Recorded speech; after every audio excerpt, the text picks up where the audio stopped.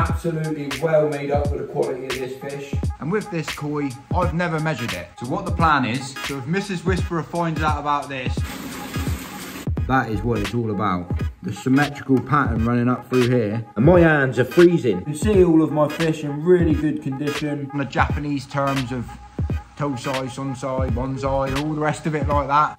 Flash. Mrs. Whisperer, if you're watching, there's no mess. That bag and that bag. Got a bit of sinking in there, got a bit of floating, bit of weak germ. Hopefully fill up all of that with loads of different YouTube channels. Time for a wagon wheel. Thank your mother for the rabbits. Two in the bed and the little one said, roll over. Gonna mess around, it's a big fish. Hello everyone, welcome back to another video. James the Koi Whisperer. So as you can see, I'm inside of my conservatory today. You can see I've got the blue measuring bow out that I've just recently purchased from Southwest Koi. The idea of this video is that some of the big fish that I got, to be fair with you, I don't know how big they actually are. It's about time I show you the exact size of what I got in my pond, how big they are, and I'm inside my conservatory because it's blowing an absolute hoolie outside. Mrs. Whisperer's at work, so what I'm planning to do is I'm propping the bow down here. If you're new to the channel, please subscribe. That said, James the Koi Whisperer, let's crack on. Can't start a video without a cup of tea and a wagon wheel. I've got a few items that I recently got given from Phil at Tellyford Koi Pond, and Scraggs as well, he gave me a cup. Nade the koi keeper, give me a measuring device as well. I'm gonna put these cups up because I'm new to this koi cup keeping collection thing. But yeah, get on the wagon wheel. It's a meter bow. That said, let's get one of these fish in this bowl and have a measure up. Which ones do I pick first? Right then, so if Mrs. Whisperer finds out about this, because I'm sure she will, she's gonna be watching this video, that I'm putting the fish inside of my conservatory to show you guys how big they are, because I can't film out here today. The sunlight's coming down, the wind's blowing a hoolie, and I'm gonna get water inside the conservatory, but I've got a quick way of doing it. Check this out. So what the plan is, can you remember when I built the pond? I built it with the window right next to the pond. That's the idea. Whether if it works or not is a different story. And I'm not doing this just to make another video to show you the fish. I'm doing it because I want to find out how big my fish actually are. If Mrs. Whisperer, if you're watching, there's no mess. No mess yet, should I say.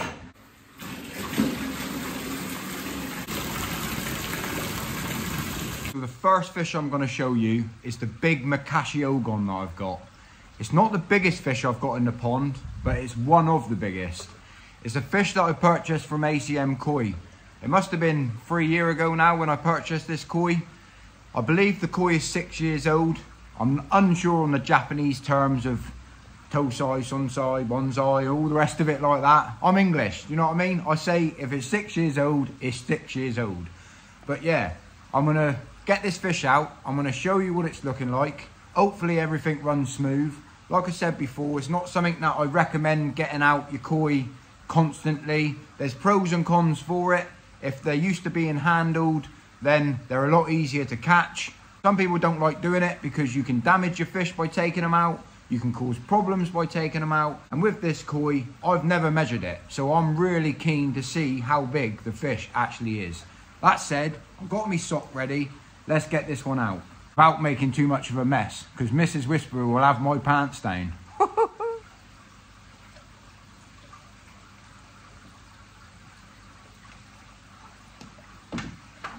I ain't gonna mess around, it's a big fish. Well then guys, what can I say? Absolutely well made up with the quality of this fish. Looks amazing to be fair. The scalation pattern on the fish, the body on the fish, everything just right up my street. I'm super happy with the quality. I haven't put no koi sedate in here. I'm not going to lie to you guys. I don't bowl my fish up all of the time. When I first put this koi in, I did have a little bit of blood come from its gills. That's nothing to worry about. Some koi just do that, especially I find bigger females, sometimes they do. I've also found over the years, if you get a koi that bleeds from its gills when you first get it out, The fish tends to do it on quite a regular basis whenever you get it out, but I want to give it a bit of a measure up just to see where we're at. I don't want to stress her out too much. She's not used to being handled. 82 centimetres. Absolute made up by that. The scalation. Let me zoom you in to get you a better look, because really see the appreciation of this koi. So yeah, the body on this fish is amazing. The scalation pattern across the back, absolutely stunning. Dorsal fin, check how clean that is. Absolutely amazing. Like I said, it did bleed slightly from the gills, but the body on the fish is amazing. It's a big koi. Makashi Ogon, 6 years old. I'm super made up with that. That's an absolute cracker. Quality fish. But yeah, just to show you guys. Come on, girl. I don't want to stress her out too much. Put your head there. Let me just show you the size a minute. You see that, guys? I can't hold her tail at the same time, but yeah, definitely 82 centimetres. But check the scalation pattern on that out. Absolutely incredible. Crystal clean. This is one of the favourite koi that I have in the pond. Makashi Ogon. Absolutely incredible. This is why I keep koi, to appreciate how nice of a creature that they actually are. I mean, look at the size of my hand. It's not even half the way down her belly. Some people told me they think it's a Yamabuki, but I can guarantee you this is a Makashi Ogon. And yeah, look at that, guys. That is what it's all about. The symmetrical pattern running up through here looks incredible. I really like this koi.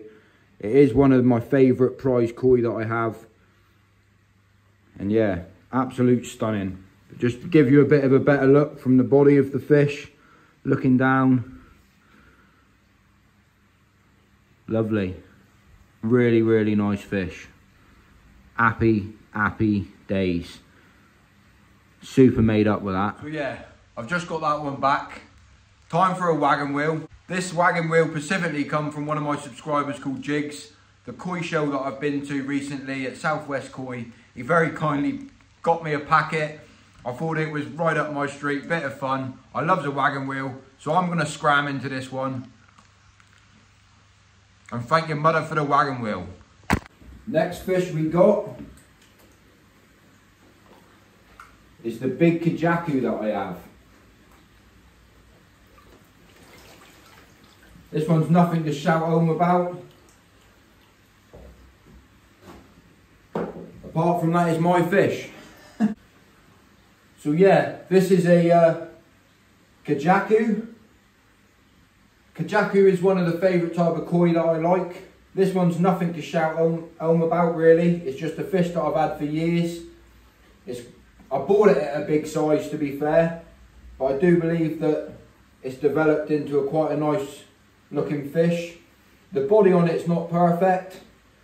The scalation's not perfect, but it's my fish and I like it. I've had it for years. But yeah, I've never really measured this one up, so I'm going to do that now as well. But this water's freezing. I do apologise about a little bit of the blood in the water, but it's really just a measure up video for my preference. And I wanted to share it with you guys as well, because it's always the never really knowing how big this fish is.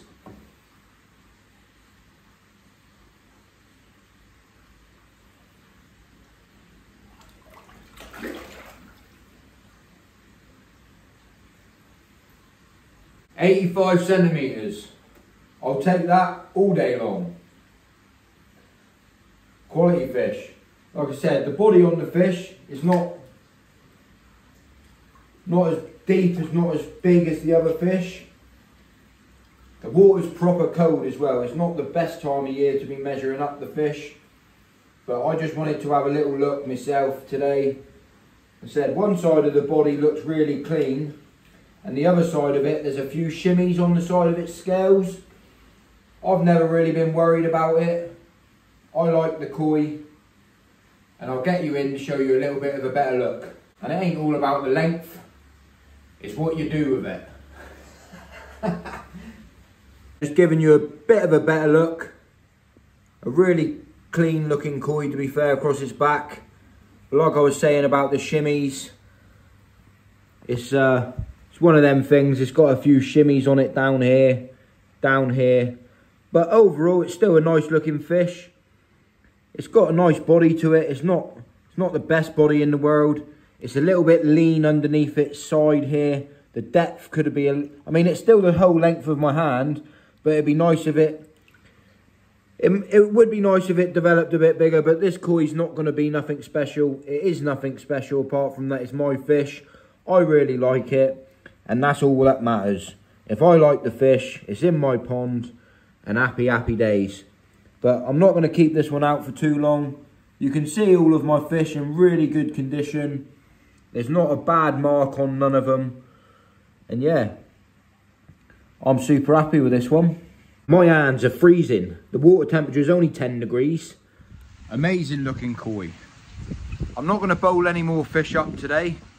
I don't want to stress them out. But I've got to put the koi soldier in my filter house.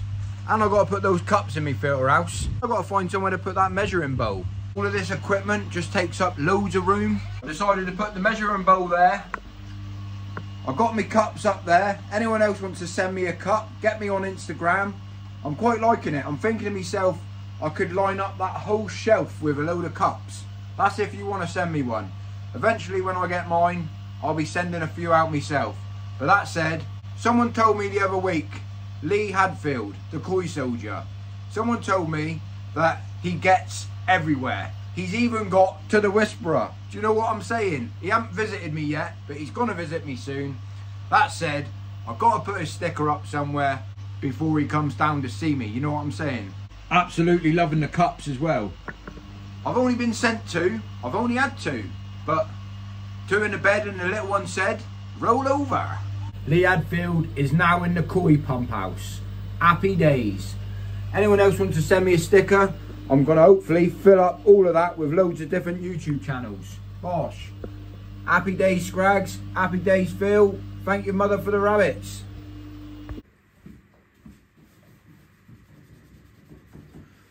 Right then, guys. So, still inside the conservatory.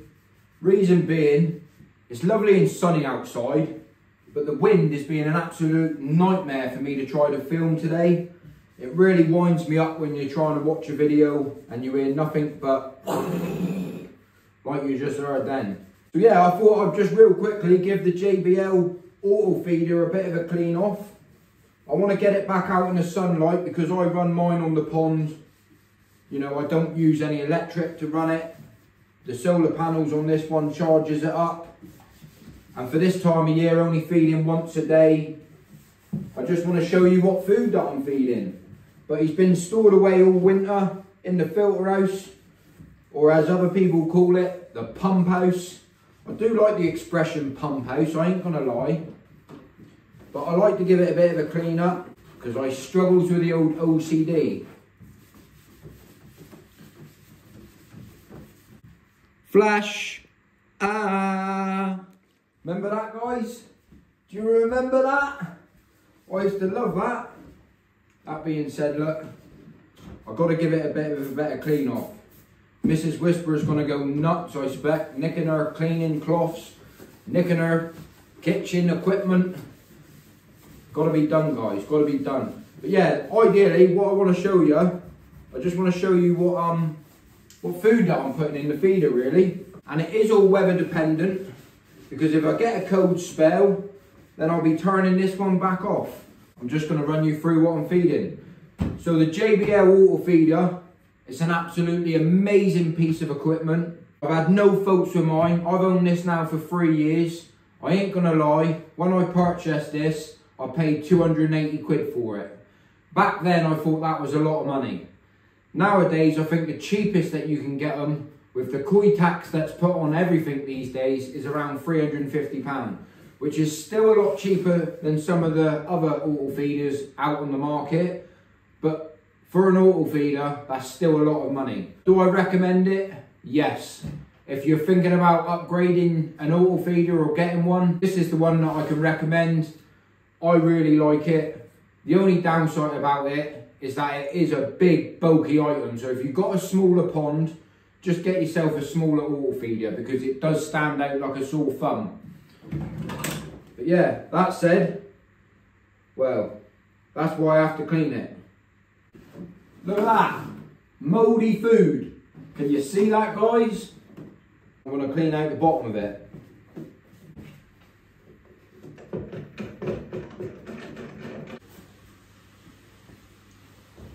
Get over there.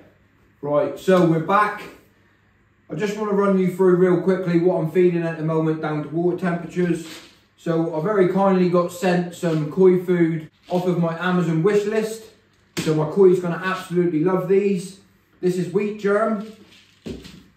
I've also got a selection of leftover food. I'm going to chuck in some Koi Friend. It's a budget food. It's very affordable. 4 kilo bag this was, cost me 28 quid. So it's definitely affordable, but it's also very good as well. So this here you can feed from temperatures between 11 and 18 degrees. So as long as your pond's roughly around 11 degrees, I find that I've had no issues with it whatsoever. I like to do a bit of a mix when I start introducing a little bit of a different food to what I have been feeding. Put it in the auto feeder, mix it all up so they get a selection of everything. So yeah, I'm gonna fill that up. There's a bit of sinking and floating in there. I'm gonna fill that up. These tubs are very handy as well. I don't ever chuck them away. And then I'm gonna add the Koi Friend in.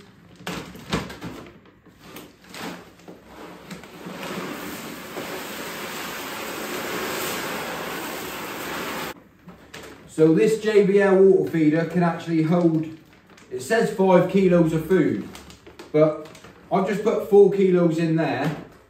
I believe what I've just put in there was well over 1 kilo, and I'm not even close to the top.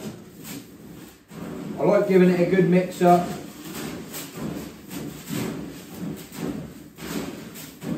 I've got a bit of sinking in there, I've got a bit of floating, bit of wheat germ, and slowly introducing a little bit different food just for when the water temperatures start raising up. I'm only going to be feeding once a day, and I'll show you how I'll set this now on the auto feeder. Thank your mother for the auto feeder. Right, so it's real straightforward to use. You've got the current time I've just set. So the timer comes up to start with. You can adjust the time by here and here. Literally just flip through. So feed 1, I've got nothing feeding. Feed 2, I've got 1 feed in at 12 o'clock. And feed 3 at 5, well, just before 5 o'clock, before I get home from work, I've got 1 more feed going on. I'm all set up, it's gonna feed twice a day, 1 volume of food, which works out roughly around 25 grams. Happy days. So I've come over here.